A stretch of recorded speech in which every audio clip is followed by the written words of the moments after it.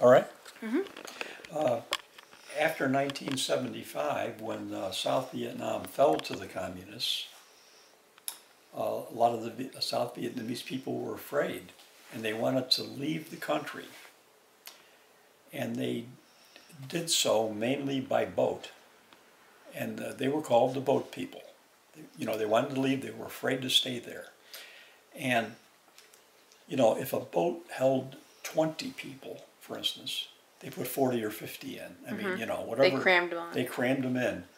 And South China Sea can be a rough sea, and a lot of them died because, you know, the boats just weren't made to hold that number of people. Yeah. But what happened was, a lot of church groups in the United States accepted Vietnamese people into their communities all over the country. You know, there are Vietnamese settlements, and which, you know, was a nice thing to do. It gave, and that's, of course, when the South Vietnamese people found out that more of them wanted to come, you know, especially for a better future. There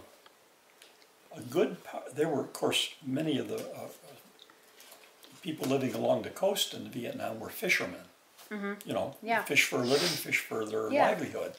Now, those that were fishermen, they came to the United States and they concentrated along the Gulf of Mexico. And today, even to this day, they are responsible for the majority of the shrimp fishing in our country, you know, in the Gulf of Mexico. Yeah, sure. But there are Vietnamese communities all over the Midwest, you know, Michigan, everywhere. Because was there some near where you were living at the time?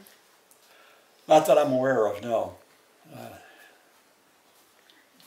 But they're around, and, you know, I assume still thriving due to the church groups supporting them, giving them homes, you know, making them feel comfortable in the country, and teaching them English. Yeah. The boat people, that's what they were called. That was the only way they could get out, by boat.